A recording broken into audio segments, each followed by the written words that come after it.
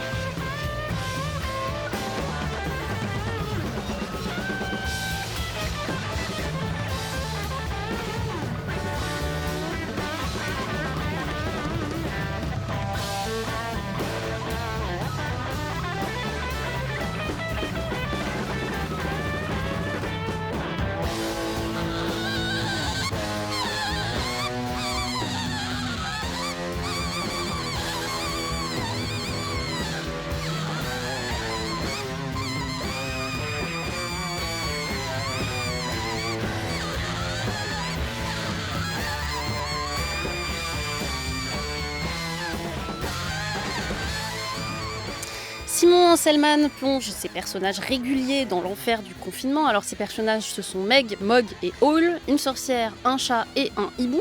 Mais on est loin du conte et du bucolique, c'est hyper trash. Ce petit monde se retrouve donc confiné, comme tout le monde, dans un appartement d'une ville américaine. Bien vite débarquent Jones et ses enfants, puis Booger, sorcière trans, ou encore Mike et sa moustache. Les rapports se tendent, c'est le bordel. Beaucoup d'humour scato, ça pisse, ça chie, ça se met des tas de choses dans les fesses. C'est d'ailleurs cette dernière pratique qui va hystériser la maisonnée, puisque Jones, grâce à ses vidéos porno, devient la vedette d'une série Netflix intitulée Anus King. Antoine Guillot. Oui, C'est pour vous, vous avez assez bien résumé la chose. C'est un livre assez affolant parce qu'il est très, très volumineux. Alors, il faut préciser qu'il a été prépublié à raison d'une histoire par jour sur Instagram. Et dans un appareil de notes presque aussi volumineux que le livre, à la fin, Simon Anselman raconte sa surprise que tous ces dessins aient été publiés. On sait que les images sont souvent censurées sur les réseaux sociaux alors c'est peut-être parce que ce sont des robots qui le font et qui ne sont pas capables d'identifier sur des dessins ce qui se joue, on ne sait pas. Mais en tout cas, il y a donc cet effet sériel d'un livre écrit au jour le jour. Il raconte aussi comment il a eu du mal à le finir à un moment. Il fallait bien que ça s'arrête. Et alors j'en recommande la lecture précisément, peut-être pas une page par jour, mais de le faire un peu par petits morceaux, parce qu'il y a un moment où on est épuisé Oui, par c'est long, hein, c'est très par très tout ce épais, qui puis se c'est très passe dense sur la page. dedans, dans ce rythme implacable du gaufrier de 12 cases par page, sachant que lui, il n'en publiait que 10. Donc, dans un souci qu'il affiche avec un certain cynisme, d'ailleurs totalement mercantile, en se disant, bon, c'est bien d'offrir tous les jours, en étant une sorte d'artiste du peuple, comme il se présente, de quoi se détendre pendant le confinement à ses fans. Il faut quand même penser qu'à un moment, ça fera un livre, et donc il y avait des cases secrètes qu'on retrouve ici. On peut jouer d'ailleurs à essayer de deviner quelles sont les cases cachées. En tout cas, les plus explicites ont toujours été montrés. Alors, on est dans un univers qui pourrait évoquer, pour ceux qui ont aimé le comics underground des années 60, il y a évidemment du crumb, il y a un côté Freak Brothers aussi actualisé à ce que peut être l'underground aujourd'hui, et un côté John Waters aussi qui est assez frappant dans l'outrance, qui pourrait sembler un peu gratuite, c'est-à-dire qu'il y a une sorte de surenchère. Lui-même dit il fallait que j'aille toujours plus loin, donc la taille des choses qu'on peut se mettre dans les fesses devient complètement sidérante par moment, mais les péripéties aussi, sauf que tout ça cache un fond qui est quand même extrêmement sombre, et ceux qui ont suivi le travail de Simon Anselman depuis le début ont vu plus son univers devenir de plus en plus tragique pour des raisons autobiographiques qu'il ne cache pas, puisque Simon Anselman, donc, il vient de vraiment les coins les plus désolés de l'Australie avant de s'être installé aux États-Unis. Il y a une mère qui est héroïnomane et avec qui il a des rapports très complexes, et très clairement, c'est ce qu'il raconte dedans. C'est-à-dire que derrière le côté provocateur, le côté trash, le côté complètement délirant par moments, se cachent de vrais drames, qui sont des drames à la fois de l'enfance, de la parentalité, et puis de ce monde qui part complètement en sucette, parce que ce qui se passe à l'intérieur de cette maison est délirant, mais alors ce qui se passe en dehors, c'est-à-dire dans la vraie Amérique de l'année 2020, le temps qu'il a fait ce livre est encore plus monstrueux. Oui, en effet, il n'y a pas de refuge. Théorie Beton. Alors moi, c'est étonnant parce que c'est le genre d'objet qui me plaise souvent beaucoup et là, ça n'a pas du tout marché. J'ai l'impression que on est un peu face à ce qui peut être le drame de l'humour cool en fait. J'ai l'impression que c'est fait pour être lu chez un tatoueur ou un disquaire, mais moi, ça n'a pas du tout opéré chez moi. En fait, il y a sûrement aussi peut-être une part d'explication dans le fait que souvent ces phénomènes qui naissent en ligne de bandes dessinées anglo-saxonnes et qui ensuite vont, face au succès, être édités et même traduits en France. Et voilà, souvent, quand je me suis retrouvé à les avoir entre les mains et que je les avais découverts en ligne, ça marchait encore, mais sans que je réalise qu'en fait, c'était surtout grâce aux souvenirs de ce que j'avais lu en ligne. Et en fait, j'ai l'impression que là, c'est la première fois que je le découvre totalement. Je suis totalement passé à côté du phénomène quand c'était sur Instagram. Et là, vraiment, l'avoir comme ça, comme un gros objet entre les mains, avec en plus une traduction que je trouve assez mauvaise. On est un peu dans de la VF d'après-midi sur M6 avec des punchlines qui tombent très à plat, genre d'accord. Pas facile en même temps parce qu'il y a évidemment beaucoup de choses qui sont ultra contemporains et par ailleurs très contextuels. Et donc en fait, j'ai l'impression qu'on transforme en gros objet un poil cher, un poil patrimonialisant, quelque chose qui était fait quand même pour être assez volatile et voilà. Et indépendamment de ça, en termes de trash et de subversion, moi j'ai l'impression que c'est un peu une coquille vide, c'est-à-dire que on va avoir, là encore on connaît un peu ces formats-là, ces objets avec ces histoires avec des personnages de marginaux semi-humains, à moitié animaux ou monstrueux, auxquels il va arriver des péripéties absurdes, très chargées en drogue, en violence, en sexe. Mais j'ai vraiment l'impression que ça convoque ce registre-là comme un genre et que ça y trouve rien de vraiment drôle et de vraiment magique. On est un peu dans le tout à l'égout des évidences satiriques de l'époque, quoi. Donc, vous pensez à quoi, par exemple, sur le genre, j'ai l'impression que ça, quelque part, ça s'entendait quand vous en avez fait le synopsis, dans la mesure où j'ai l'impression que quand dans la même phrase, on a Netflix, confinement, transidentité, voilà, j'ai vraiment l'impression qu'on balance tout dans la grosse marmite à caricature et que c'est censé faire bande dessinée, mais sans vraiment que ça soit articulé de manière originale à l'intérieur, quoi. Voilà. Antoine Guillot. Oui, alors moi je ne l'ai pas du tout pris comme ça, parce que, d'abord à cause de la durée, et ça donne un peu le même phénomène d'ailleurs devant des séries, c'est pas pour rien que Netflix est convoqué dedans, il y a un vrai attachement qui se crée au personnage, et après, une fois qu'on a apprivoisé un peu toutes leurs pratiques, ça devient presque un documentaire. Moi j'ai vraiment ce sentiment-là sur finalement des pratiques qui ne sont pas montrées comme provocatrices ou trash, qui sont juste une façon de vivre qui peut sortir d'un certain quotidien qu'on peut pratiquer de son côté, mais dont finalement on se dit bah oui, c'est leur façon de faire famille par exemple, de vivre, de survivre, enfants, de faire famille. Et en fait très rapidement j'ai oublié en fait ce côté provocateur qui effectivement ne provoque plus grand chose, pour trouver des personnages qui ont des relations, moi, qui m'émeuvent beaucoup, qui me touchent par moments, même dans leur monstruosité, et notamment ce personnage impossible qui est ce loup-garou qui s'appelle Werewolf Jones, qui est un père impossible, mais qui quand même essaye de faire quelque chose. Il se crée des relations en fait très troublantes et très, très étonnantes, très émouvantes entre ces différents personnages. Donc finalement, ce livre qui pourrait être provocateur parce qu'il est dans un dessin animalier qui ressemble à du livre pour enfants, c'est colorié au crayon de couleur, et puis ils font des choses qu'on trouve généralement peu dans les livres pour enfants, mais c'est finalement cette douceur-là que moi je retiens le plus, et ces personnages me touchent énormément en fait. Oui, ça tient probablement à ce que Simon Anselman raconte de ces personnages qui existent depuis longtemps dans d'autres bandes dessinées éditées par Misma et qui sont Meg la sorcière, c'est un peu lui dans une sorte de quotidien, de trucs réels. Il y a le Werewolf Jones, vous en parliez Antoine, qui est l'espèce d'inavouable et la somme de toutes les pulsions sexuelles, de violence, etc. Et puis ce Hall qui est au contraire l'espèce de surmoi, celui qui essaye de bien faire.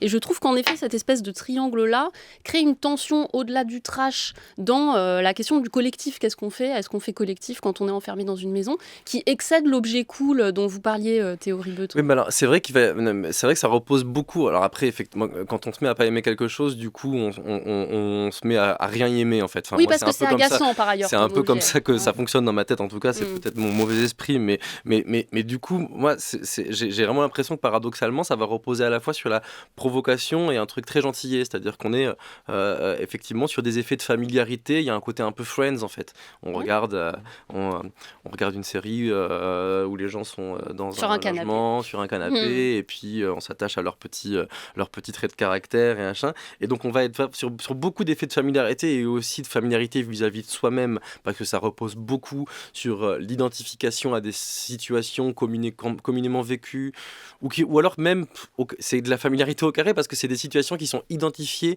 comme ayant été beaucoup commentées comme des situations communes. Par exemple, moi, voir des gens qui ont acheté Animal Crossing, le jeu vidéo qui a cartonné pendant le confinement, et qui passent 3 jours dessus, moi j'ai l'impression de faire des blagues là-dessus. Après, c'est sorti au moment où ça avait lieu, hein. Mais là, moi, 3 ans après, lire des planches sur quelqu'un qui passe 2 jours à plus se laver et à jouer à Animal Crossing, j'avoue que je trouve ça un petit peu fatigant. Et donc voilà, j'ai l'impression qu'on va à la fois avoir un truc assez un peu de sitcom rondouillette comme ça, et en même temps de subversion, mais les deux choses sont un peu décrétées sans vraiment être prises en charge comme de la vraie subversion. J'ai l'impression que c'est fait pour être identifié comme subversif par une intelligence artificielle en fait, ou par le marché de l'édition, ce qui est peut-être pas si différent au fond. Voilà. Moi, je pense en vous écoutant à ce film de Judd Apatow qui est sorti récemment sur Netflix et qui est aussi une espèce d'œuvre de confinement avec des blagues sur le confinement et qui est catastrophique pour les raisons que vous dites, Théo. C'est-à-dire qu'est-ce qu'on fait de l'obsolescence programmée de ce moment et des œuvres qui vont en découler, Antoine Guillot. Oui, mais il en restera ça, par exemple. C'est-à-dire qu'on peut se dire, j'ai pas envie qu'on me rappelle ces moments-là. Moi, j'ai trouvé assez utile, justement, d'en repasser par là, mais justement parce que c'était pas un journal de confinement comme on en a beaucoup vu, du genre qu'elle est belle ma campagne et tout ça. On fait pas du pain, clairement. Non, moi j'y vois plutôt, ça me fait un peu penser à l'exposition qui est en ce moment à la ferme du Buisson de Matoti, où on voit notamment ce qu'il a fait pendant le confinement. C'est-à-dire que tout d'un coup, il a pu se replonger complètement dans son art, faire des œuvres qui sont magnifiques, mais qui n'ont pas directement à voir, qui ne sont pas documentaires là-dessus. Mais je vois, moi, un artiste qui a pu se plonger grâce à ça dans un nouvel exercice, parce que se donner la contrainte de dessiner une page par jour, c'est quand même une sacrée contrainte. Alors, il y a des hauts et des bas, effectivement, dedans, mais moi, j'y sens quelque chose d'émotionnellement vraiment très fort et très juste. Il est un peu victime de son image, Simon Anselman, et y compris dans ses notes où il se donne le rôle du cynique un peu blasé. Je pense qu'il est beaucoup plus à fleur de peau que ça, et il fouille des choses très profondes, au-delà de l'anecdote même du moment où ça a été fait. Zone de crise de Simon Anselman apparu chez Dupuis dans une traduction de Fanny Soubiran. France Culture, la grande table critique, Lucille Como. Et on poursuit cette émission avec l'album qui a reçu il y a quelques semaines le Fauve d'Or au Festival de la bande dessinée d'Angoulême. Signé par le Brésilien Marcelo Quintanilla, son titre est tiré d'une chanson traditionnelle, Écoute, jolie Marcia.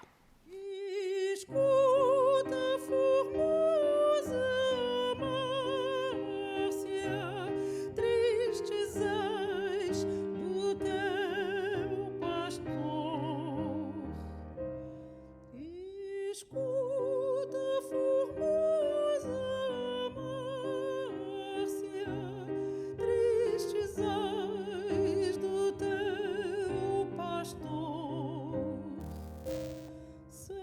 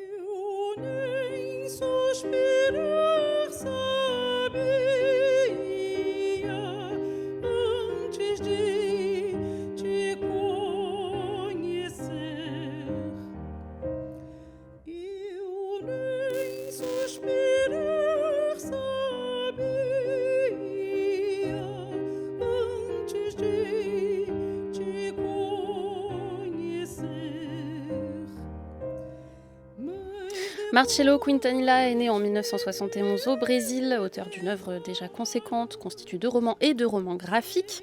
Avec le dernier, Écoute Jolie Marcia, on plonge dans le quotidien d'une femme qui vit dans une favela de Rio. Elle est infirmière à l'hôpital, fait des heures sup auprès de personnes âgées. Le soir, elle retrouve son compagnon qui lui est ouvrier sur des chantiers et elle est inquiète, Marcia, parce que sa fille Jacqueline fait des siennes. Elle parle mal, rentre à peine et traîne avec les voyous du quartier. Théo Ribeton, mérité ce Fauve d'Or ? Alors, je n'ai pas lu tous les albums de la sélection, loin s'en faut, donc je ne saurais pas dire si le Fauve d'Or est mérité par rapport aux autres, mais c'est un plutôt joli album qui ne marquera pas l'histoire de cette récompense peut-être, mais qui est quelque part c'est assez enfin moi ça me fait vraiment l'effet d'un roman graphique de qualité angoumoisin quoi. C'est vraiment le milieu de gamme de la bande dessinée respectable. Voilà, c'est bon, enfin je suis atroce alors que je trouve que c'est plutôt joli. Non mais voilà, mais non, je trouve que ça réussit quelque chose qui est assez bien fait, qui est que à partir d'un argument qui en lui-même est un peu un argument de téloche ou de telenovela si on veut rester dans le thème brésilien, voilà, une mère qui essaye de gérer sa fille qui part avec des criminels, voilà, c'est un peu voilà, mais on arrive à un résultat assez touchant parce que ça vient s'incarner dans un travail manifeste d'observation, de détails vis-à-vis de la société brésilienne qui vraiment parcourt tout le livre, alors qu'il va même prendre la forme de choses un peu trop didactiques. Je trouve que c'était pas nécessaire d'avoir un index avec à certains moments dans l'histoire, les personnages vont prononcer un mot, baile funk, milice, et on va avoir un petit astérisque qui va renvoyer à l'index, qui va nous expliquer ça. Bon, là, ça devient peut-être un peu trop de docu-fiction, mais en fait, ça va se manifester sans avoir besoin de cet index dans tout le reste, dans ce qu'on va observer des rapports sociaux entre les gens, à l'intérieur de la favela, à l'extérieur de la favela, dans le langage texto quand on voit des gens s'envoyer des SMS, les plaisanteries entre collègues infirmières, les t-shirts avec des slogans dessus. Enfin, j'ai vraiment l'impression de sentir exister la société brésilienne dans ce pays, dans cet album, et que voilà, qu'il y a un vrai travail d'observation de Quintanilla là-dessus, qui nourrit vraiment son livre. Graphiquement, j'ai pas envie de tomber dans le cliché brésilien des couleurs bariolées, gorgées de soleil, voilà, qui donne envie d'aller danser, machin. Mais c'est vrai que le livre est très coloré et d'une façon assez anti-réaliste, mais finalement assez douce. C'est très violet, hein, il faut le dire, les corps sont violets. Ouais, et en fait, on remarque à peine à la lecture que par exemple les cieux sont verts, alors que c'est le cas de toutes les cases où il y a du ciel, et que ça passe pas forcément comme une licence poétique surexpressionniste. C'est les choix chromatiques de Quintanilla finalement sont à la fois anti-réalistes et très naturels à l'œil en fait. Voilà. Après, pour moi, je vais laisser la parole à Antoine, mais pour moi, il y a surtout une grande réussite esthétique, mais qui n'est pas à l'endroit de la couleur. Je tease. Petit suspense. Antoine Guillot, peut-être justement sur le trait et sur les couleurs. C'est la première chose qui frappe, effectivement, quand on ouvre ce livre, où en plus l'usage de la couleur n'est pas systématique. C'est-à-dire, les ciels sont parfois jaunes, les corps ne sont pas tous violets. Si on relit, on se rend compte que ce sont les corps des habitants plutôt des favelas, en tout cas des couches les plus défavorisées de la société, qui sont violés. Probablement les noirs, du coup. Quand ça monte un peu en grade, on a des peaux bleues, par exemple, et alors là, quand vous êtes vraiment au top, c'est rose. Donc c'est une manière aussi de figurer la dimension raciale qu'il peut y avoir au Brésil sans l'appuyer. C'est-à-dire qu'on peut très bien ne pas le voir parce qu'on est de plein pied avec ces personnages. Alors en plus, ce sont des personnages d'une corpulence certaine. Il y a un effet comme ça de masse de couleurs, le tout dans des cases qui sont sans cadre, qui semblent un peu flottantes comme ça, et qui sont constituées d'un aplat de couleurs, mais d'un aplat travaillé. Alors je ne sais pas si c'est fait à la palette graphique ou si c'est colorié au feutre derrière ce trait qui semble être fait au stylo bille. Ça donne des effets purement de matière que moi je trouve très beau. Alors après, pour ce qui est de l'histoire et des personnages, moi je ne sais pas si c'est parce que je suis à fleur de peau en ce moment, mais j'ai été très très bouleversé en fait à la fois par le personnage de Marcia, mais sans doute par le personnage le plus intéressant qui est sa fille, Jacqueline, qui est un monstre adolescent comme on n'en a pas vu depuis longtemps travailler à ce point, vraiment dans sa monstruosité que rien ne viendra jamais rédimer. Hyper cruel jusqu'au bout. Et qui est une sorte d'image aussi de Marcia. Il y a des moments où on ne sait plus quel est le corps de l'une ou de l'autre. Elles ont la même manière de parler. Et là, je dois vraiment saluer pour le coup le travail de traduction de Dominique Nedelec qui donne la musicalité même de la langue. C'est-à-dire que quand on lit ces dialogues, on a parfois l'impression d'entendre du brésilien tel qu'il peut être dans sa façon à la fois chanter dans ses outrances, dans Écoute-moi jolie, tout ça. Et le langage de Jacqueline, c'est celui de sa mère, est devenu sans aucune morale. C'est-à-dire c'est devenu une totale liberté folle avec, moi j'aime beaucoup des dialogues comme Arrête de me suivre, je suis pas une telenovela ou des choses comme ça, ce qui pourrait être cliché un peu du Brésil, mais qui font vivre extraordinairement ces personnages. Ils ont une vitalité. Et alors ce qui est très troublant, c'est que Quintanilha, ça fait 20 ans qu'il n'habite plus au Brésil. Il fait ce livre depuis Barcelone, c'est-à-dire qu'il fait vraiment revivre dans sa tête cette ambiance de favela dont on ne sait pas si c'est ce qu'il a vécu, parce que je ne sais pas d'où il vient, ou si c'est médiatisé précisément par ces telenovelas ou tous ces films qui peuvent s'y passer. Sauf que ça fait des personnages qui sont extraordinairement romanesques et extraordinairement vivants et de fait très très touchants. Théo? Oui, non, mais je suis d'accord que pour le coup, on a parlé de traduction un peu tout à l'heure, sur la langue, effectivement, bizarrement, j'avais l'impression de le lire en VO. Enfin, vraiment, il y a quelque chose qui passe par l'argot, qui passe par. C'est vraiment très bien fait. Et je suis d'accord aussi pour le personnage de la fille qui a un côté un peu César du meilleur espoir féminin, quoi. Vraiment une pure nature, totalement indomptable. Qui sort et qui rentre dans les cases de manière indépendante, quoi. Il y a quelque chose comme ça. Très violente avec ses proches, d'une manière qu'on pourrait trouver condamnable, et en même temps, on reste toujours un peu avec elle. Donc voilà, c'est très fort. Mais Antoine a déjà un peu mentionné, voilà, moi, ce qui je trouve la grande réussite esthétique de Quintanilha, c'est de dessiner les gros, en fait. Ce qui est vraiment un enjeu central du livre. Tous les personnages ou presque sont gros. Alors déjà, ça dit aussi quelque chose évidemment du Brésil, hein, parce que bon, l'obésité, c'est un marqueur de classe assez terrible.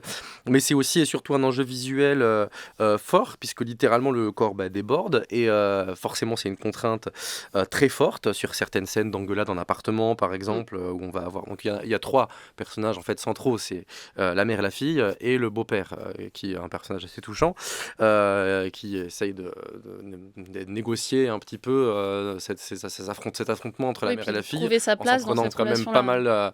pas mal sur le dos aussi, trouver sa place, voilà, il est assez... Voilà.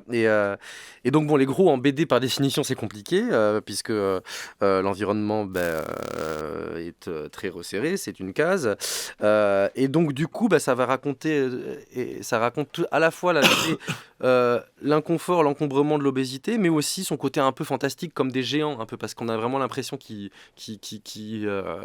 sont un peu fabuleux, qui sont un peu magiques. C'est des mythes, hein, c'est une femme mythe, Marcia, de toute façon. C'est ça, moi j'ai pensé par exemple à une autre BD qui avait fait ça, bon, des BD, on pourrait dire Obélix, hein, ou Achille Talon, mais j'ai pensé à Blast de Manu Larsenet, qui avait, dont c'était aussi une des questions centrales, et on a vu aussi un peu cette manière-là de déborder, voilà. Et j'ai l'impression que la BD me raconte assez efficacement le rapport à l'environnement d'un corps gros, parce que quand l'environnement, c'est une case de BD, on est encore plus gros que quand c'est la réalité, quoi. Voilà. Oui, alors je suis d'accord avec vous, au début c'est très impressionnant et ça fait sens et ça participe de l'émotion.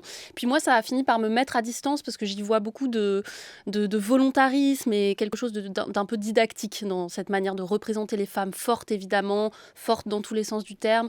Ça peut agacer, je trouve, au fil du récit. Antoine Guillot? Oui, alors je ne sais pas ce qui vous a pris, ma chère Lucie, mais parce que c'est jamais le sujet. Vous n'êtes pas obligé d'être féministe. C'est pas jamais le sujet. Mais non, c'est pas un livre sur l'obésité. Non, c'est un livre sur les femmes fortes, sur ce qu'on fait de sa force féminine dans le Brésil contemporain, avec deux options, l'option Marcia, l'option Jacqueline, enfin à mon avis. Oui, alors vous le voyez d'une manière beaucoup plus programmatique que moi. Mais peut-être j'étais naïf sur ce coup-là, mais moi, les personnages m'ont tellement emporté que j'étais... il y a ce moment quand même qui est assez magnifique où elle a réussi à protéger sa fille en la mettant en prison, qui est quand même une bonne manière, et où elle revient perpétuellement faire je ne sais pas combien de centaines de kilomètres, c'est 10 heures de voyage aller, 10 heures de voyage retour pour aller la voir, et systématiquement, elle ne peut pas rentrer parce que sa fille ne l'a pas... Ça pourrait être un artifice de scénario. Moi, à chaque fois qu'elle se casse le nez devant cette prison et que les gens sont de plus en plus lassés de lui dire mais non, il n'y a pas votre nom sur la liste. Je ne sais pas si c'est des questions de jeu, donc de manière de représenter les personnages et de les faire bien jouer, mais on est vraiment bouleversé par ces moments-là. Donc ça, c'est un talent graphique qui va bien au-delà du programme que vous semblez y voir, chère Lucille. Théo? Non, moi aussi, je trouve que la BD a des moments comme ça de saisissement, d'émotion, qui m'ont même un peu surpris parce qu'effectivement, je partais quand même de l'impression de lire quelque chose Ah bah oui, d'un vous peu partiez sur quelque chose de très convenu, d'un peu rangé dans typique. sa petite case de bande dessinée de qualité, quoi. Et puis j'ai quand même, c'est vrai, été un peu attrapé par les pics tragiques, mais peut-être que je me fourvoie et que je devrais regarder beaucoup plus de telenovelas en fait. Voilà, bah, finalement, c'est la conclusion. Écoute, Jolie Marcia de Marcello Quintanilla, c'est paru chez Ça et Là, dans une traduction, on l'a dit, de Dominique Nédélec. Merci beaucoup, Théo Beton. Merci, Antoine Guillot.